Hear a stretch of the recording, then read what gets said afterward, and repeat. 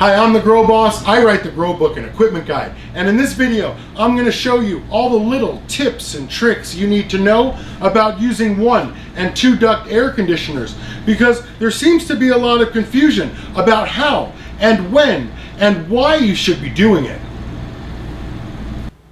Okay, so the number one question you guys ask me about venting is, how big a fan should I buy?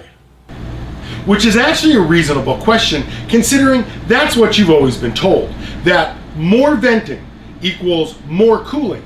Unfortunately, that's wrong, and that's why in this video we're going to go over some of the details about using air conditioners in your garden. But before we go on, you should know this is one of several short videos in a series about setting up your garden. There is a long video that covers everything you need to know about venting and cooling and adding CO2. But there are also a bunch of shorter videos like this that cover the individual topics too. Okay, these are the 2 different basic types of air conditioners. There's the 1 duct air conditioner and the 2 duct air conditioner. And yes, there are splits and mini splits and window air conditioners, but they all fit into the 2 duct category of air conditioners. So once you understand the difference between these 2, you'll understand how those work. And while these 2 air conditioners may look similar from the outside, and while they may both claim to cool about 10,000 BTU, and they both claim to use about 1,000 watts of electricity, the real difference between them is back here with the ducting. Let me show you what I mean. This is a 1 duct AC, which means it only has 1 fan. And because there's only 1 fan, it's tasked with 2 jobs: the cooling of the air and exhausting the heat. That's why when we add smoke back here, it comes out both the exhaust and the supply. Then when we do the same thing with the 2 duct unit, you can see all the room air that gets sucked in the back goes back through the supply into the room, and all of the air that gets sucked in the exhaust comes out the other duct. But why is that? And why is that important to you? First, let me tell you why.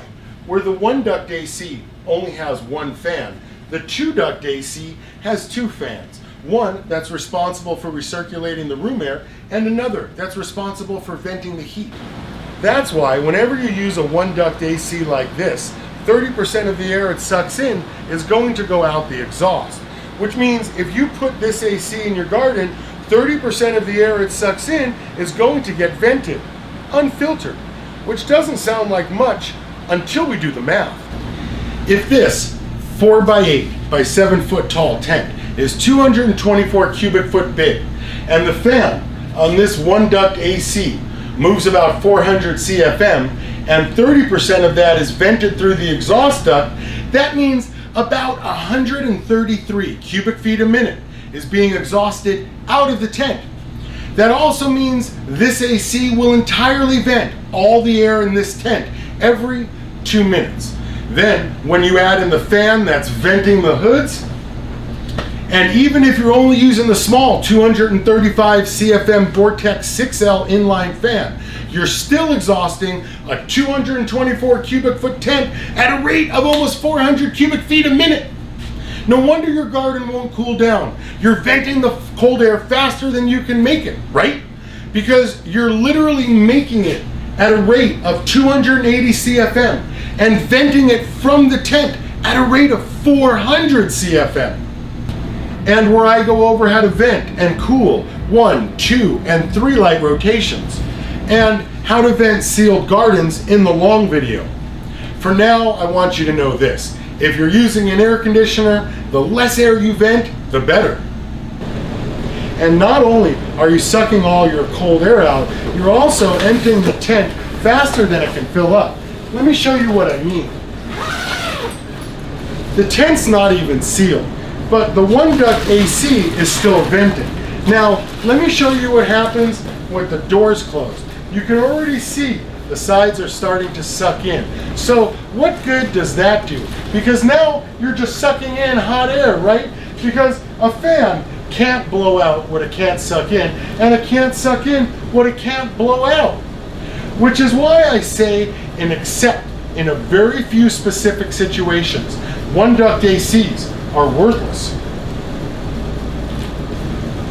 And I say almost, because in a 2-light rotation like this, where we are venting the tents, but the 1-duct AC is not in the tent, and we're using a little 6-inch duct fan like this to pull the heat out, blowing cold air into the tents is perfect, because we're not exhausting the tent fast enough with this little fan to suck out the cold air the AC just made before it absorbs the heat. And if you want to turn your worthless 1-duct AC into this monster where it might actually be useful, all you have to do is cover the cold air supply with a squared around from any hardware store, attach some thermoflow ducting to it, use a Y or a T and split it into both tents. Seal the ducting to the adapters with a hose clamp like this, and then you've got cold air in your tents. And if you want a little extra boost, you can experiment with a 6-inch duct fan just like this one and put it in line here so it's sucking more cold air from your AC and blowing it into your tents. Awesome, right? You can use this 1-duct AC to cool a couple of tents in your garage or a shed. Think about it. Since you don't have to care anymore about this 1-duct piece of shit venting your 2,500 watt house air conditioner, all you have to do is take the cold air this thing makes and blow them into a tent. Just run this ducting wherever. That's why in a garage where the AC is outside of the tent, this works great. And you can get these things for super cheap. And remember, you want to push the cold air into the tent at the lowest point possible and vent from the highest point possible. And it's not because heat rises, it's because you want the cold air to have as long as possible to absorb the heat before it gets sucked into the hood and vented. That's why I told you back in the beginning, the proper way to vent is the least amount of air necessary, not the most. And that's also why I told you putting the fan filter on the roof doesn't vent any more heat. And all that's great, unless you consider the cost of electricity. Because if you've got a 400 watt veg and a 600 watt flower, and you add a 1,000 watt AC to that, you're gonna double your electricity cost, whether it's a 1-duct or a 2-duct. And while we're talking about electricity, I want to point out one more thing because I want to explain to you what I mean by adding more air conditioner. So here are two 2-duct air conditioners. This one costs about $500 and this one about $2,000. And yet they both claim to cool about 10,000 BTU and draw about 1,000 watts of electricity. But the reality is, this is a professional unit and it will cool about 6,000 watts and a CO2 burner. And that's because for the same 1,000 watts of electricity, this AC removes something like 25 degrees a pass at 900 CFM, while this little one removes 15 or so degrees a pass at 280 CFM. Think about that. For 4 times the money on the buy-in, you get like 5 times the efficiency. And that's a big difference as the minutes and hours and days and weeks roll by. And it actually gets even better because this big AC only uses 960 watts and this little one uses 1,300. Which is also why I tell you, if your 2-duct AC can't cool the lights in an efficient sealed garden like this, the solution is always a bigger AC and never more vented. Okay, one more thing about the super efficient 2-duct air conditioner before we move on to the bigger tents, and it's this. Just like filtering the same air over and over reduces total odor count, the 2-duct AC benefits from cooling the same air over and over, which is not only going to save you money on the AC side of things, but it also means you can more efficiently add CO2. And remember, you always want to add CO2 because it's part of the photosynthesis equation and can increase yields by up to 25%. The AC can only increase your electrical expense. And since we are going to have to add an air conditioner now, and since we know that this shitty 1-duct vents 33% of the air it sucks in out the exhaust, we are going to have to step it up and use a 2-duct air conditioner. And all you have to do to upgrade your sealed garden to a 2-duct air conditioner is run both ducts out the port like that. And then run these ducts out a window, because it's always better to run these out a window, then vent them into your house. Even if you have to attach additional ducting and a booster fan to the exhaust side. The important thing is to make sure the air going through these two ducts doesn't dump into your house. Oh, and I know your big builder brain came up with the idea to use the exhaust to vent your hoods, or you thought you would put a filter on it like this, but don't. And it's not because it's going to ruin the filter or because pushing hot air through your hoods doesn't work, which it doesn't. It's because the more you restrict the exhaust side on the AC, the less efficient the AC operates. And now we're venting the lights and cooling the tent without exhausting the air we just paid to cool, or the CO2 we paid to add. And once we insulate the hoods, this will be the most efficient way you can set up a garden in terms of heat load, because we can't take the glass out in a sealed system. And now is the time to start talking about investing in one of these CO2 monitor controllers, because now you finally understand venting. Okay, there are a couple of manufacturers out there, but I like Sentinel best because these guys have been making controllers since people started growing weed indoors, and their products never get returned.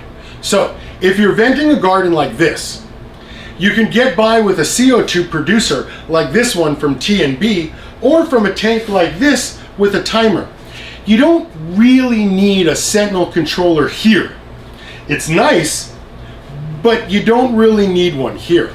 And if you do want to try to coordinate the fan filter with the CO2 release, Sentinel makes a controller for that too. One more thing here. If this AC cannot cool the room from the heat generated by the lights, you need a bigger AC, because this is the most efficient setup you can do. Think about that. What else are you gonna do? Go back to venting the air? We already proved that doesn't work. Besides, if you're doing this right, with 2,000 watts in flour and 1,000 watts in veg, you should get 9 pounds wet or 3 pounds dry every 60 days. And if you add CO2 to that, you should be approaching 4 pounds dry every 60 days for 4,000 watts. And even though I tell you the average yield is 1.5 pounds per thousand, I don't factor in the veg light or the air conditioner into that equation. So if you're actually getting 1 pound per 1,000 watts, you're killing it. Take away the CO2 though, and divide that same 3 pounds by 4,000 watts, and suddenly you're only getting 3/4 of a pound per 1,000, or 25% less for the same electricity. That's a big fucking loss to absorb, especially after buying all this equipment, yeah? And hoods with the HPS lights like these are the cheapest lights you can buy in with, which again is why I say 85% of you fail, because even if you got 3/4 a pound per 1,000 watts, it's still costing you 33% more than it should, and 33% more than a low-cost efficient producer like they have at the facilities now. But more importantly, you failed because of 33% more. You could have just saved yourself all that work and all that hassle and just bought your weed from a good grower for that price. That's why you have to understand all the details about venting. Because if you don't have a clear plan before you start buying shit, and you have to buy stuff twice because you didn't understand what you were buying or how to use it or what you were trying to accomplish, then this project is gonna get expensive in a hurry. Okay, I'm the Grow Boss. I write the Grow Book and Equipment Guide and the No More Grow More Fat cards. And if you want to buy my books or my cards, you can get them at your local hydro store, eBay, Amazon, or my website, thegrowboss.com. And if you still have questions and you still want help, you can call my hotline. It's $49 an hour. You can sign up for it on my website. We'll exchange pictures. I'll help you get your garden where it should be. All right, if you liked the video, don't forget to click the like button, share it with a friend, leave a comment, and buy my books. Thanks for watching.